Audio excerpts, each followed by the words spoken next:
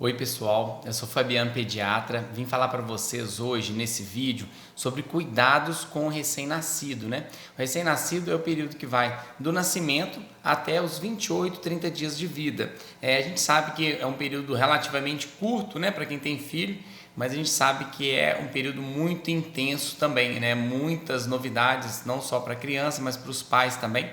Então, geralmente as mães, os pais, a avós, todo mundo fica muito preocupado, né? E muitas coisas que acontecem com o neném, que às vezes são coisas fisiológicas, que são normais, né, do neném, podem às vezes preocupar a família. Então, eu vim através desse conteúdo trazer algumas informações que possam ser relevantes para vocês, né? Vamos lembrar até antes mesmo do neném nascer como que é a vida dele dentro do útero, né? Porque a gente precisa lembrar que a família está no processo de adaptação ao novo bebê e o neném está no processo de adaptação ao novo ambiente também, né? Se a gente pensar dentro do útero, como que o bebê enxerga o mundo? Ele ouve o barulho basicamente do coração da mãe, do sangue passando nas artérias do útero, do barulho do intestino da mãe funcionando. Ouve também a voz da mãe, a voz do pai, um pouco ofuscada por causa dos barulhos, né, e por causa do espaço da parte externa com a interna. E ela vive dentro de um líquido, que é o líquido amniótico, recebendo todos os alimentos que ele precisa, nutrientes, para se desenvolver pelo cordão umbilical. Então, o neném dentro do útero não precisa alimentar pela boquinha e não precisa respirar, porque dentro do útero ele recebe o oxigênio pelo cordão umbilical. Naquele momento do nascimento, já ocorre uma mudança muito brusca para a criança. Você imagina passar do ambiente intraútero para o ambiente extraútero. É uma mudança muito radical. De repente, o neném tem que começar a respirar. De repente, ele tem que começar a sugar.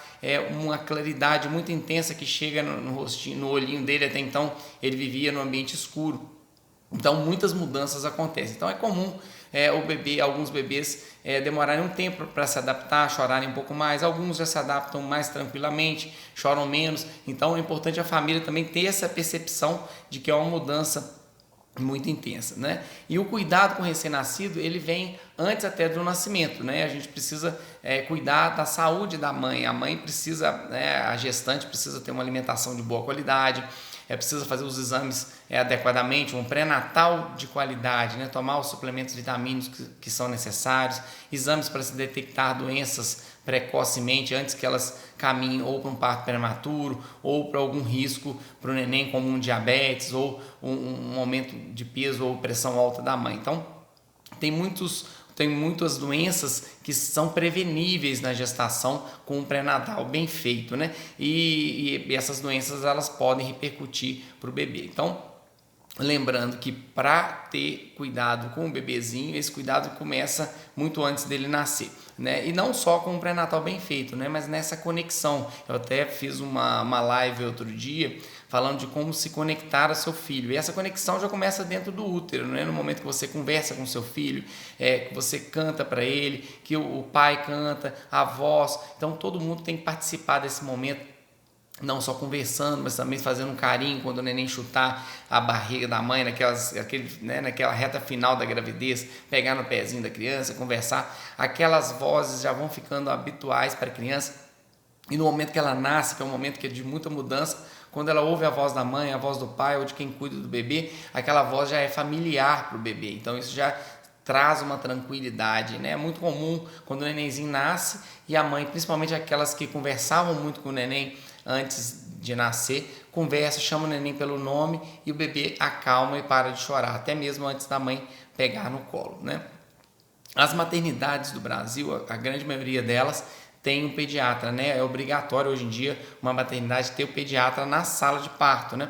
Qual que é o objetivo do pediatra na sala de parto? 10% dos bebezinhos podem precisar de ajuda naquele momento inicial. Então, 90% nasce bem, nasce e chora, nasce respirando bem, ativinho. 10% dos bebezinhos precisam de algum tipo de ajuda no momento do nascimento. Então, às vezes o pediatra precisa retirar alguma secreção de vias aéreas, tem alguns casos que precisa de ventilar com a máscara e às vezes alguma atitude mais intensa para ajudar nessa transição, né? Que é uma fase intraútero, igual eu falei, que não precisava de respirar, e de repente o neném nasce e precisa respirar. Então é uma mudança muito brusca, nem todos fazem essa mudança com tanta tranquilidade. Então é importante que o pediatra esteja ali, porque se for necessário, ele tem que agir de imediato, não dá tempo de esperar chamar o pediatra, tá? Por isso a importância de nascer com a presença de um profissional que saiba ajudar o bebê caso necessário, né? Mesmo que tem pessoas que às vezes optam por fazer parto domiciliar ou parto em algum local que não na maternidade,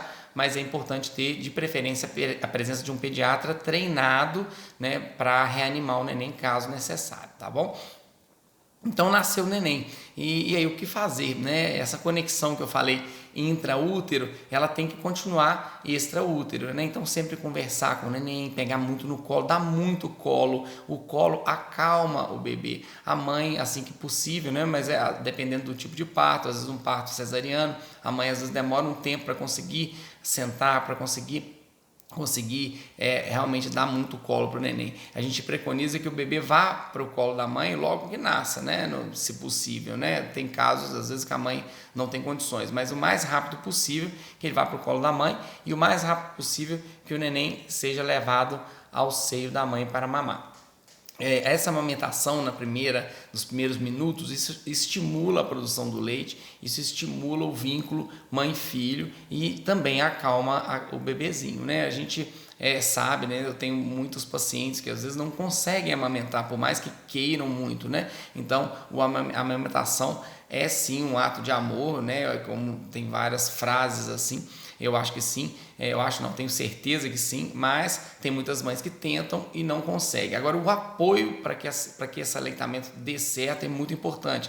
Não depende então do pediatra apoiar, depende da equipe de enfermagem, da família apoiar, porque naqueles primeiros dias, principalmente o primeiro filho, gera muita insegurança, né? A família fica na dúvida, será que meu leite está sustentando? Será que meu leite está sendo bom? E nos primeiros dias, principalmente nos primeiros 3 dias, desce o colostro, né? Que é um tipo de leite também, ele hidrata muito a criança, ele protege contra as doenças, só que ele não é tão gorduroso como aquele leite que vai descer no 3º, 5º dia. Então, o neném mama, rapidamente quer mamar novamente, passa um pouquinho, quer mamar novamente. Então, dá essa impressão para a família, muitas vezes, de que o leite não está sustentando, né? Então tem que ter um acompanhamento pediátrico, a gente precisa pesar, geralmente o nenenzinho pesa quando nasce, pesa no dia seguinte ou no dia da alta, para avaliar o tanto que está perdendo. É comum o nenenzinho perder um pouco de peso nos primeiros 5 dias de vida e logo depois do 5º dia, no máximo no 6º dia, a criança já começa a ganhar peso. Então, esse acompanhamento do peso é fundamental para a gente ver se realmente é necessário alguma complementação ou até para a família ficar tranquilo, que muitas vezes gera uma insegurança na mãe. Quando a gente pesa daí uns dias de novo, e a mãe tem certeza de que está tudo bem com o ganho de peso, a mãe já fica mais tranquila. E a tranquilidade da mãe influencia também na tranquilidade do bebê.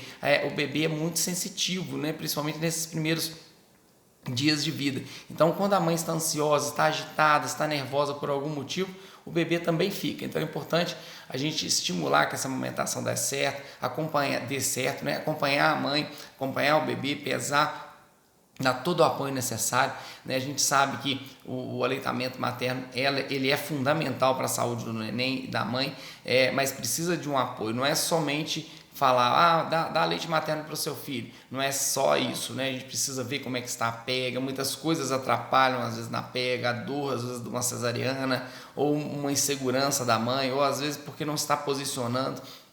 Eu vou fazer um vídeo e uma live especificamente falando de amamentação, né, no leite materno.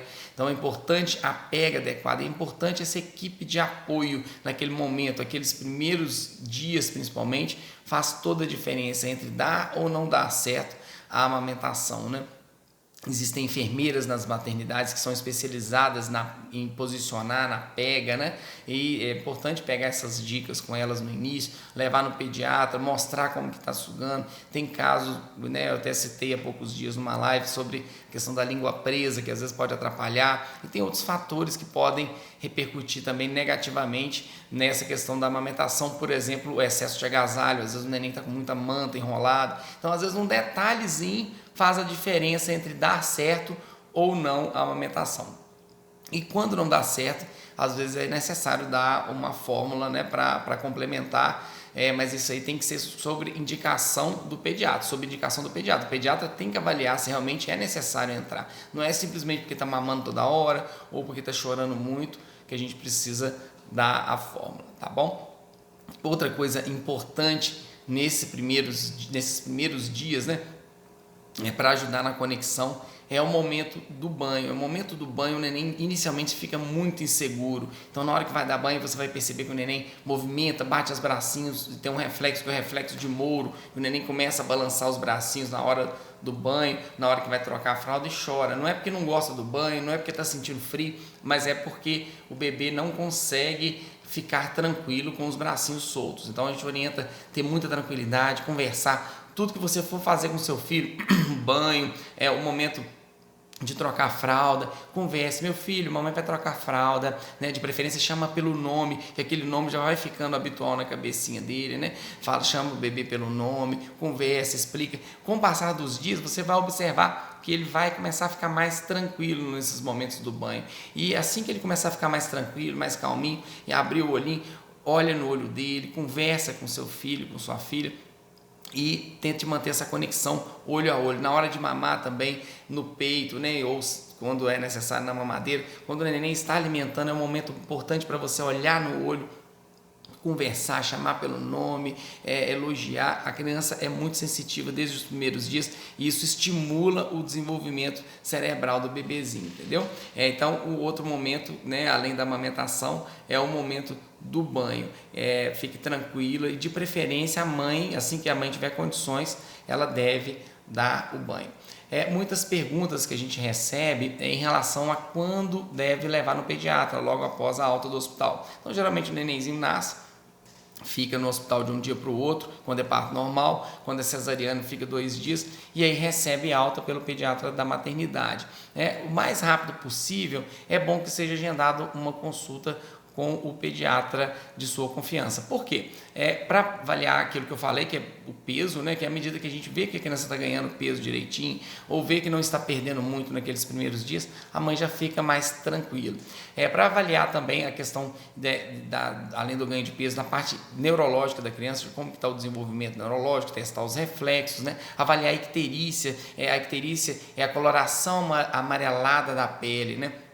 Nós vamos também fazer um vídeo específico sobre isso, mas ela ocorre geralmente nos primeiros dias e às vezes quando dá alta da maternidade, a criança ainda não está amarelinha, o pediatra que deu alta às vezes não percebeu, e em casa às vezes a família também não percebe, porque às vezes o ambiente não está tão iluminado, ou dependendo da criança, quando é mais moreninha principalmente, às vezes a gente não percebe. Então por isso que é importante levar no pediatra. Se perceber que seu filho está amarelinho, aí tem que levar o mais rápido possível. Se não perceber, mesmo assim é bom agendar uma consulta, porque às vezes o pediatra vai perceber essa diferença na coloração da pele do bebezinho, tá?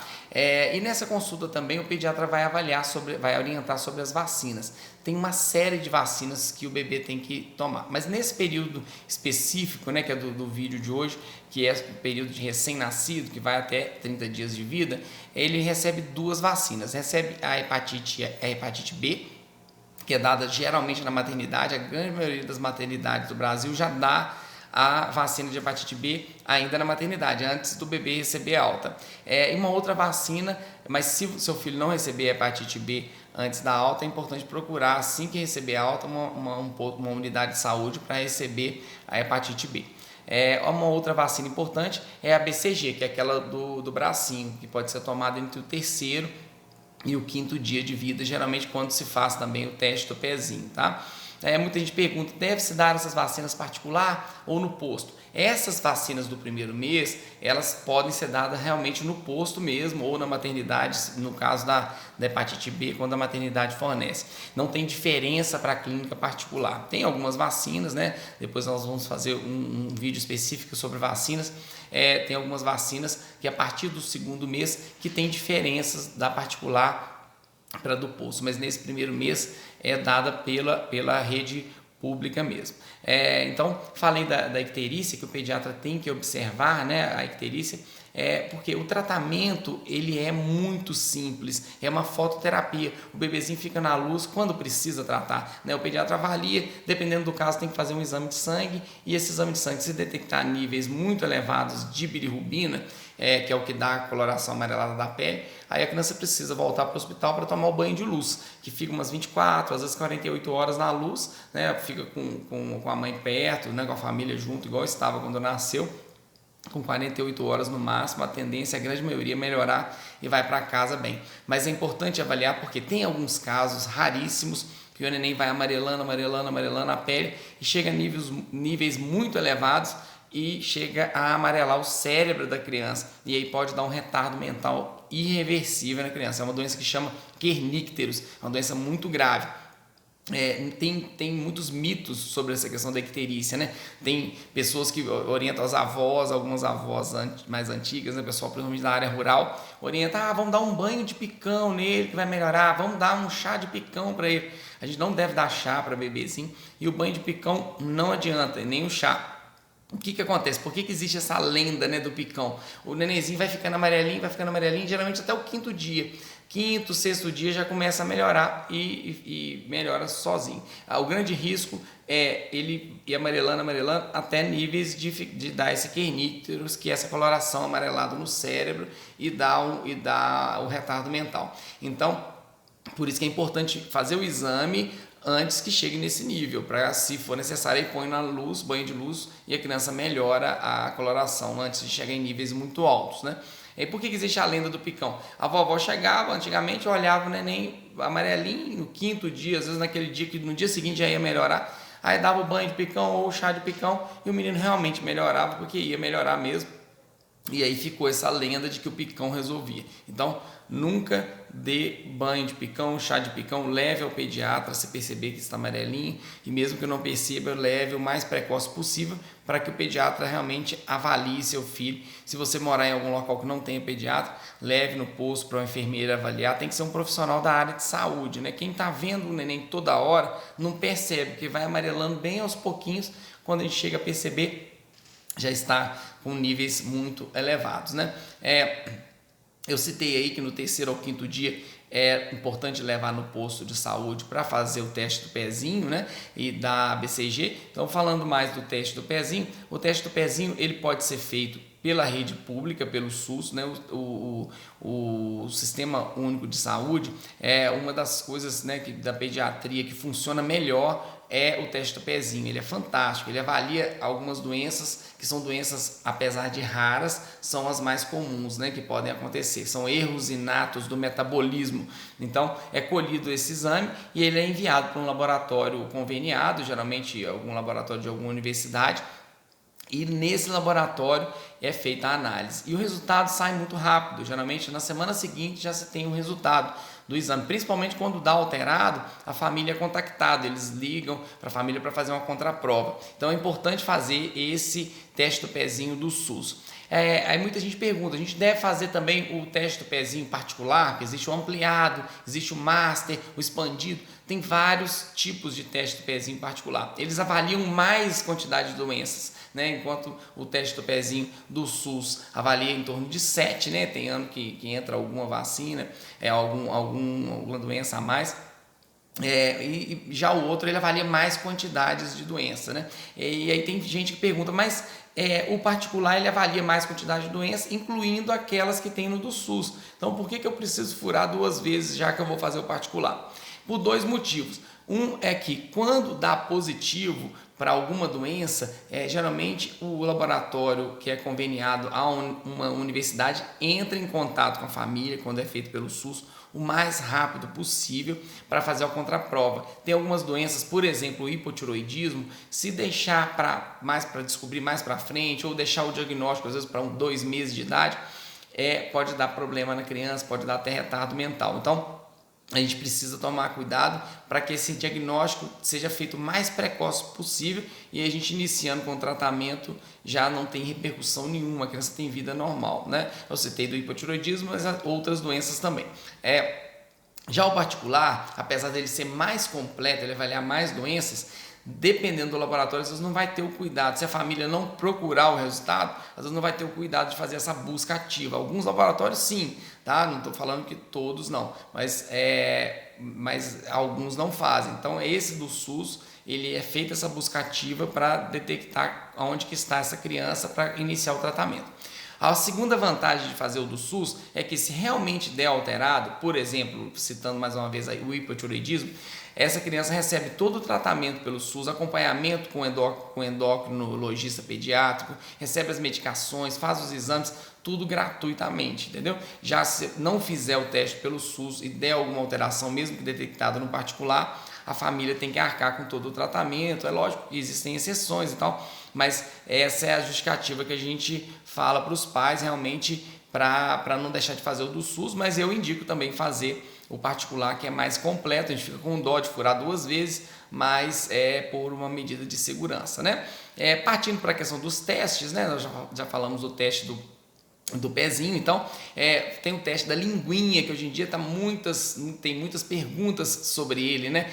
O que é o teste da linguinha? O teste da linguinha nada mais é do que uma avaliação clínica. O pediatra ou algum profissional da área de saúde vai avaliar para ver se a criança tem a língua presa. É importante fazer uma avaliação visual, fazer uma avaliação de preferência com a criança chorando, para ver se o nenenzinho eleva a língua direitinho, e uma avaliação da amamentação. Então é baseado em critérios tanto clínicos, de observação, quanto de observação da mamada, porque a criança que tem a língua presa, ela tem dificuldades na pega, tem dificuldades na sucção e provavelmente futuramente vai desenvolver dificuldades da fala também. Então, por isso é importante fazer esse teste da linguinha, que pode ser feito na maternidade, pode ser feito pelo pediatra no consultório, tá? Outro teste é o teste da orelhinha, que hoje em dia todo mundo já conhece, que é uma avaliação, é feito com um aparelhinho, que é tipo um fonezinho de ouvido conectado a um aparelho, que nele detecta se a criança tem ou não tem alguma dificuldade auditiva. Na verdade, assim, às vezes dá alterado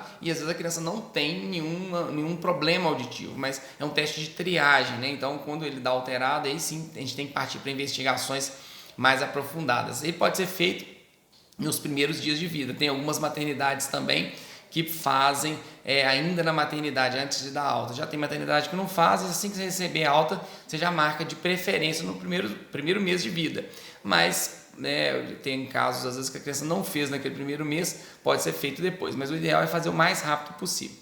Outro teste que se fala muito é o teste do olhinho, né? Como que é o teste do olhinho? O teste do olhinho é o teste do reflexo vermelho. O pediatra, com o oftalmoscópio, vai olhar ainda na maternidade, né, antes da alta, para ver se tem um reflexo vermelho. Quando a gente olha com essa luzinha através de uma lente de aumento, a gente vê que dá um reflexo vermelho. Quando esse reflexo está presente, beleza. Quando esse reflexo não está presente, aí a gente precisa pedir uma avaliação do oftalmologista, porque pode ser algum problema visual, pode não ser também, mas é um teste mais de triagem também. As pessoas confundem muito com o fundo de olho. O fundo de olho é uma avaliação mesmo do oftalmologista, que geralmente se pinga um colírio para dilatar a pupila, e o oftalmologista avalia o fundo de olho, né, do bebezinho, né? Pode ser indicado, mas ele é diferente do reflexo vermelho, que é o teste do olhinho, que é feito na maternidade ainda, tá bom?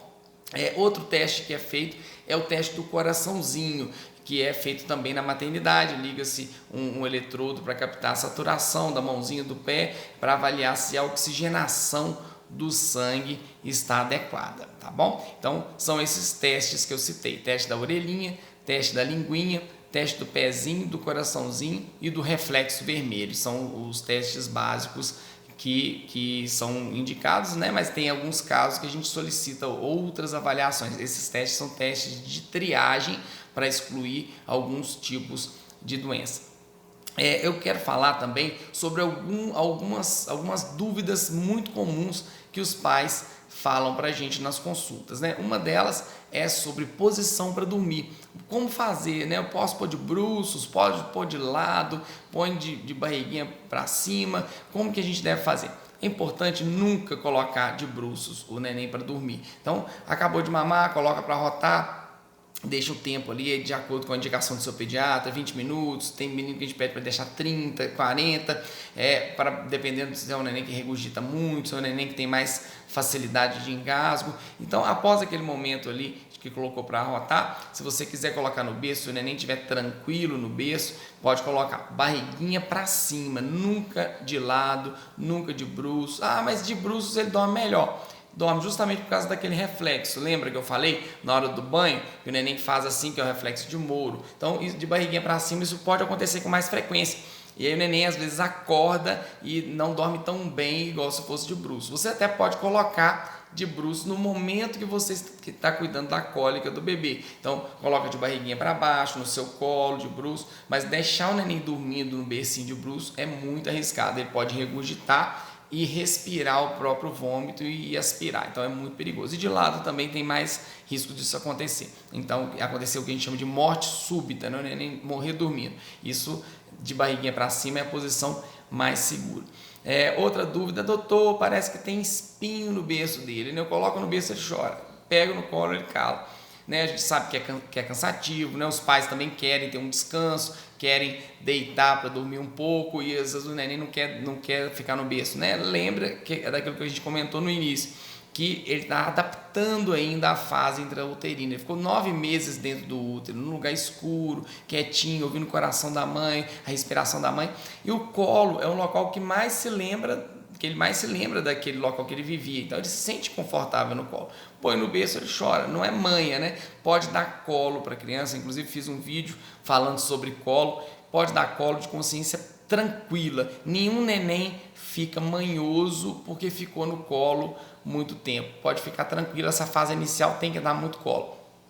Vai chegar no momento que seu filho não vai querer tanto colo mais, a fase que começa a querer rolar, engatinhar, então ele vai começar a achar legal ficar em alguns locais. Então no início pode dar muito colo, mas aí tem que ter gente para revezar, né? Tem que ter apoio da vovó, da titia, quem tiver junto, né? Quem tem condições de ter uma babá também para ajudar, pode revezar colo de consciência tranquila, não tem que deixar no berço só para acostumar. Se o neném fica bem no berço, tranquilo, mas a barriguinha para cima, né?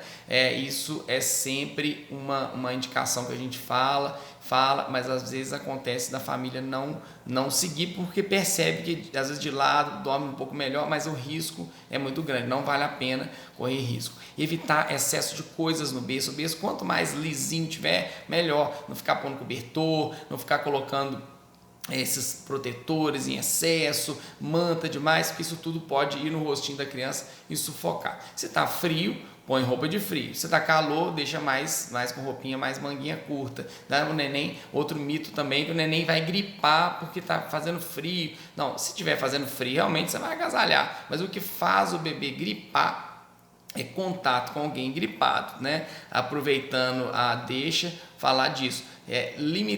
De preferência, limitar a visita. Quem você tiver liberdade nesse primeiro mês, fala, pelo amor de Deus, não me visita agora não. Porque visitas atrapalham demais, né? Mesmo as visitas, é lógico que tem visitas, às vezes, de familiares muito próximos, que não tem jeito. Mas as pessoas, os amigos que você puder pedir para não visitar no início é melhor. Porque a mãe está fragilizada do parto, o neném está adaptando, e a hora que o neném vai mamar, depende de uma série de fatores para dar certo a amamentação, igual eu comentei naquele momento lá. Mas uma das coisas que depende é da produção de alguns hormônios que são produzidos no cérebro. Então, quando o neném pega na mama e começa a sugar, e a mãe olha para o neném e concentra na mamada, produz bem essa ocitocina e o leite flui. À medida que chega uma visita que a mãe desconcentra da mamada e começa a dar atenção para a visita, ou a visita às vezes dá um palpite, às vezes querendo ajudar, mas esse leite aí tá fraco e tal, isso tudo mexe com a cabeça da mãe. Então, se quer ajudar, ofereça ajuda de outra forma. Quer que eu passe uma noite aí segurando seu neném no colo? Beleza. Você quer que eu faça? Então, assim, ofereça ajuda, combine, quando que eu posso visitar? A partir de 2 meses, a partir de 3 meses, né? De acordo com quem você tiver liberdade, tente postergar as visitas, porque atrapalha demais na questão da amamentação, na questão da tranquilidade do bebezinho. Outra coisa que é muito comum nesse primeiro mês e que tira o sono das mães é falar de cólica, né? É outra coisa que merece um vídeo específico para isso. Eu já fiz um vídeo também falando de cólica, mas mais curto, vou fazer um vídeo mais longo. Né? O neném, o que é a cólica, né? A cólica geralmente começa na segunda semana de vida e pode durar até 3 meses de vida. É um choro que o neném fica muito incomodado, nem sempre chega a chorar. Ele dura até umas 3 horas do dia, geralmente vem mais no final da tarde e início da noite, mas ele pode aparecer, a cólica pode aparecer em outros momentos do dia também, de manhã ou na madrugada, mas o fato é, se o neném está chorando o dia inteiro, a noite toda, isso não é cólica. A cólica ela dura um período do dia que geralmente não passa de 3 horas. Então, o dia tem 24 horas. O meu filho ele fica chorando 3 horas, mas o restante do dia ele fica bonzinho. Pode ser cólica, né? Ah, não, chora para mamar, na hora que mama, cala, ou chora na hora do banho, beleza. Agora, o neném que está chorando muito, tem que pesquisar. Existem outras doenças que podem atrapalhar o bebê, infecção de ouvido, refluxo, esofagite, que pode causar choro e às vezes fome também, pode causar choro e às vezes a gente fica achando que é a cólica. Então, se passou de 3 horas no dia, é importante o seu pediatra ser contactado e levar para uma avaliação clínica, né? Então, essas 3 horas o neném pode ficar ou incomodado, fica encolhendo a perninha, esticando, gemendo, ou chega a chorar mesmo. A criança fica sem posição. Chorou, pôs no peito, ele calou e ficou bonzinho, não era cólica, isso era provavelmente fome, né? Ah, chorando no berço, eu pego no colo e cala. Isso não é cólica, ele queria colo, né? Agora, tá chorando, tá incomodado, não tem posição, você pode saber que provavelmente é cólica, né? Desde que dure essas 3 horas. Então, o que fazer? Fazer massagem no sentido horário na barriguinha, isso ajuda. Fazer aquela bicicletinha de levantar a perninha. E o principal, colocar de bruços. Pode comprar uma compressa, aquelas compressas de água, né? Põe água morna. É bom sempre testar no rosto primeiro para ver se não está muito quente. Coloca em cima do seu abdômen. E coloca o neném de bruços no seu abdômen, né? Eu falei que a gente não deve deixar o menino dormir de bruços, mas naquele momento ali da cólica você pode colocar de bruços, reclinar, você vai ver que alivia na hora, mas você tira dali e o neném volta a chorar. É uma coisa paliativa, né? Que a gente fala, é só mesmo para a gente ganhar tempo até a cólica passar. Fala-se muito da alimentação da mãe. Será que é alguma coisa que eu estou comendo? Tal? A gente sabe que a alimentação da mãe, ela quanto mais saudável possível, melhor. Evitar industrializados, evitar sucos artificiais, evitar esse refrigerante, doces em excesso, porque isso pode, não só a questão da cólica, mas pode dar problemas na criança, né? Fala-se do leite de vaca na alimentação da mãe. A gente sabe que uma criança que tem alergia à proteína do leite de vaca, realmente, que também vai ser tema de outro vídeo, realmente ela pode ter mais cólica, né? Vai ter mais dor, vai ter outros sintomas quando a mãe ingere leite. Mas quando a criança não tem nada, é pouco provável, não tem nenhuma alergia, é pouco provável que isso vá causar cólica, né? Mas é bom sempre trocar ideia com o seu pediatra, né? Que cada caso é um caso. Mas em termos de conduta é isso, é massagem, colocar de barriguinha para baixo e manter a calma, evitar de ficar sacudindo a criança e passa de um colo para o outro. Quanto mais tranquilo a pessoa que está com o bebezinho no momento da cólica ou no momento de qualquer tipo de dor, mais tranquilo e mais rápido vai passar. Um banhozinho também ajuda, um banhozinho de ofurô, mergulhar a criança ali na aguinha morninha, também 36,5, 37 graus, são coisas paliativas. Medicamentos tem vários no mercado, não vou falar de medicamentos. Aí existem a linha dos medicamentos que são seguros, existem a linha dos medicamentos, eu falo assim, tem os seguros e tem os que funcionam. Os que funcionam geralmente não, alguns que são fortes mesmo, eles não os que funcionam mesmo, eles não são seguros. Já os que são seguros não funcionam tão bem, né? Para algumas crianças sim, para algumas não, mas aí, né, eu não vou entrar em medicação porque não é o tema, não é o objetivo meu falar de remédio. A gente vai falar só de cuidados mesmo com o recém-nascido. Então é uma fase que passa, né? Saber que vai ter algumas horas ali que vai ficar incomodadinho, mas rapidamente o neném já vai ficar tranquilo de novo e aí a vida que segue. Mas se deu dúvida, converse com o seu pediatra. Outra coisa importante que a gente não pode deixar de falar é o transporte seguro. O bebezinho tem que ser transportado no bebê conforto, tem que ser transportado a gente chama de conchinha, né? Virado de costas para o painel do carro. Nunca tire o bebê do carro, do bebê conforto com o carro em movimento. Às vezes a criança está chorando ou de fome ou por coisa, e está numa estrada ou está numa rua, e aí não tem como o pai parar ou quem está dirigindo, a mãe acaba pegando no colo para acalmar. Já aconteceu acidentes assim, que às vezes uma freada brusca, o neném pode ser arremessado. Então, nunca descuide do seu bebê. Transportar é no bebê conforto e vai trocar a fraldinha, nunca deixe no trocador e vira para pegar a fralda, porque não rola ainda nesse primeiro mês, mas às vezes bate a perninha e consegue se movimentar e cair do trocador. Já atendi criança, bebezinho de 20 dias que caiu do trocador e é sempre assim, eu virei para pegar a fralda, foi 1 segundo. Geralmente a mãe ou o pai está do lado, mas é um momento que vira para pegar. Eu até brinco assim, bebezinho na cama ou no trocador é igual o leite, você põe o leite para ferver e sai, ele ferve na hora e entorna. O neném, você vira para pegar alguma coisa, ele tá bonzinho, quietinho, o neném dá um jeito e consegue pular para o chão. Então não descuida não, porque é 1 segundo de descuido que pode causar acidente, tá? Então, é importante ter essa conexão com o seu filho, é importante ter esse contato com o seu pediatra para acompanhar e até mesmo para passar segurança nos cuidados com o bebê. Essa posição para dormir é importante, a posição para arrotar é importante, esse cuidado com a cólica é importante. As vacinas que eu expliquei, os testes que eu expliquei, a dosagem de vitamina, né? Muita gente pergunta, tem que dar vitamina? Não tem? Depende de alguns fatores, por exemplo, se o neném é prematuro ou baixo peso, ele precisa tomar o ferro desde que nasce, ou com 30 dias, dependendo da situação, mas é importante suplementar o bebezinho com vitamina D a partir do 7º dia de vida. Então, essa é a indicação da Sociedade Brasileira de Pediatria, né? Mas aí você já vai receber a alta com essa indicação da vitamina e a dose adequada, tá bom? Então a dica de hoje é essa, desses cuidados com o bebezinho, tá? E qualquer dúvida que vocês tiverem, não deixe de trocar ideia com o seu pediatra, porque aquela dúvida pode ser uma coisa simples, às vezes pode parecer uma bobeira, mas aquilo gera uma ansiedade na mãe e aquela ansiedade atrapalha na amamentação, aquela ansiedade gera ansiedade no bebezinho e isso atrapalha na conexão e atrapalha no nenenzinho, no desenvolvimento do bebê, tá bom? Obrigado!